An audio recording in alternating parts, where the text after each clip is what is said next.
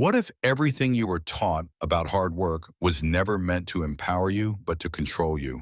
From the moment you could grip a pencil or swing a hammer, you were told to grind, hustle, sweat, push harder. That if you just kept going, if you sacrificed enough, the rewards would follow. Respect, wealth, power. But look closer. The hardest workers aren't at the top. They're on the floors under the sun, on the streets, bending, lifting, breaking their bodies, while someone else in tailored silence signs their paycheck. The glorification of hard work isn't just misguided, it's weaponized. It's a system, a beautifully disguised mechanism to keep you running in place while someone else moves the pieces. Hard work isn't dangerous because it doesn't work. It's dangerous because it creates obedience.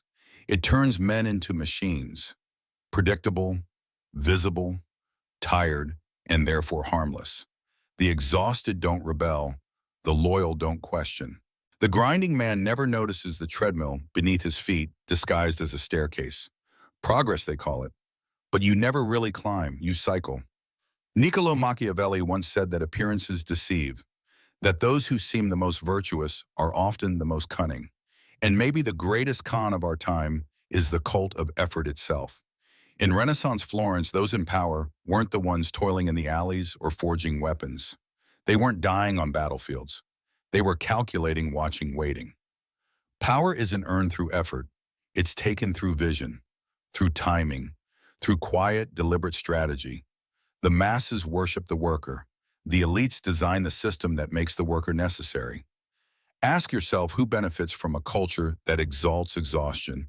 Who wins when you're too tired to think, too invested in your suffering, to see the trap you've been told to take pride in your struggle? But pride is not power, and fatigue is not virtue. A lion is not feared because he never rests. He is feared because he knows when to strike. His stillness is more terrifying than another's roar. The world hands out trophies for burnout and applause for collapse. But true power doesn't compete for attention. It moves in silence. And here's the truth: hard work without direction is betrayal. It's a refusal to demand more, a refusal to think sharper, to act smarter. That's why kings had advisors, not calluses. Why the most feared figures in history weren't the loudest. They were the ones who moved once precisely and rewrote history. So when someone tells you to just work harder, ask yourself, are they giving you a map or keeping you occupied? Because the moment you stop grinding and start thinking is the moment you shift from pawn to player, from laborer to leader, from being seen as useful to being seen as a threat. There's a sickness among the ambitious, a whisper passed down like gospel, that to suffer is to be noble, that the man who endures the most deserves the most. But suffering is not a credential. It's a tax the unstrategic pay. The gladiator may bleed for applause, but it's the emperor who decides his fate, not through muscle, but through a lifted thumb. That's leverage, that's power. And that's what you've been denied by a world that wants you tired, not terrifying. True power is quiet. It is deliberate. It's not the man who climbs the ladder. It's the one who sells the ladder. The worker begs to be seen. The strategist makes seeing him a privilege. The worker waits to be chosen. The strategist removes choice altogether. You are told to admire the man who never stops. But he is safe, predictable, easy to control. The man who thinks he's dangerous. And that's exactly who you were born to be. You've been told that hard work is everything, but what if it's not? What if, as we discussed, endless effort is not a path to power, but a distraction from it? Because while you're grinding endlessly, someone else is studying the game. And that difference, that's everything. The man who never stops moving has no time to ask real questions. He's too busy to pause, too exhausted to think. He becomes dependable, even admirable, but ultimately replaceable. Just another cog in a machine that rewards visibility over vision. And cogs, no matter how honorable, are always expendable. But you're built for something else. You were never meant to be merely reliable. You were meant to be rare. Feared not for how loud you move, but for how precise. You weren't made to serve endlessly. You were made to observe, to wait, to strike once and never need to repeat yourself. That's not laziness, that's mastery. A single blade drawn with intent can do more damage than 1,000 frantic swings. And yet schools don't teach this. Workplaces don't reward it. Even your parents might fear it, because true power doesn't fit inside a blueprint. It cannot be mass-produced. It can't be measured on a quarterly report or tracked on a productivity sheet. Real power doesn't scream. It whispers. It hides between the moves. In the spaces no one is watching. The emperor's robe stays clean not by accident, but by choice. You must choose to be admired for your grind or feared for your mind. But you cannot be both. Because the one who seeks admiration will always end up serving the one who seeks control. The world doesn't remember the hardest worker. It remembers the one who changed the room. And you can't change what you're enslaved to. You can't rewrite the rules if you're still playing by theirs. So step back, breathe, ask yourself not how much can you endure, but what game are you really playing? Because while you're out here proving your effort, someone else is setting your ceiling. And there comes a moment in every man's life when he realizes he's not tired because he's weak. He's tired because he's aimed too long at the wrong target. It wasn't the weight of the work that broke him, it was the betrayal. The realization that the work was never meant to make him free. You were told to climb the ladder. No one told you the wall it leaned against. You were trained to move faster, never to ask where you were going. Discipline was sold to you as endurance, but never as restraint. True discipline isn't doing more. It's knowing exactly when to stop. The strategist doesn't chase every opportunity. He selects. He sharpens his edge in the dark. He ignores the noise, avoids the spotlight, and waits for his moment. He doesn't beg for credit. He doesn't crave validation. He moves only when the move matters. This is the art of strategic withholding, because the man who is always visible, always vocal, is always predictable. And the predictable man is the most vulnerable one in any room. You were taught to share your progress. But progress shown too soon, that's a map for your enemies. You were taught to declare your goals, but a goal revealed is a target, and every target attracts resistance. Transparency is not strength, it's exposure. A leader who shows everything gives enemies a place to aim. But the silent man, he becomes a mirror. And no one dares strike what they cannot see. Machiavelli said the wise act at once while the fool delays. But here's an addition. The wise often say nothing at all and let the world guess. Mystery isn't decoration, it's a weapon. And when you become unreadable, you become unmanipulable. The man who can't be read can't be used. He controls not with words, but with questions. He draws people in and reveals nothing. Power doesn't come from performance. It comes from restraint. Watch a room shift when a man enters and says nothing. Watch how silence grows heavy. How curiosity becomes tension. Hard workers speak to prove they're valuable. Strategists wait because silence has already done the damage. In this age of noise, of oversharing, of exposure addictions, the most dangerous man is the one who doesn't need to be seen. He works, yes, but not for show. He works for position. In position, that's the real power. Because from position, you can see everything and reveal nothing. In chess, it's not the piece that moves every turn that wins. It's the one you forget about. The one that hasn't moved yet. The one waiting quiet and coiled. So next time you think about hard work, ask yourself, what's the consequence? Is your effort building influence or just feeding a machine that thrives on your exhaustion? Because in every empire, there are workers and there is one architect. The workers build the palace. The architect owns the blueprint. And when the walls fall, it is not the exhausted man they remember. It is the one who planned it all. You've come this far because something inside you is waking up. You've begun to see the illusion for what it is, a game built on motion, distraction, applause.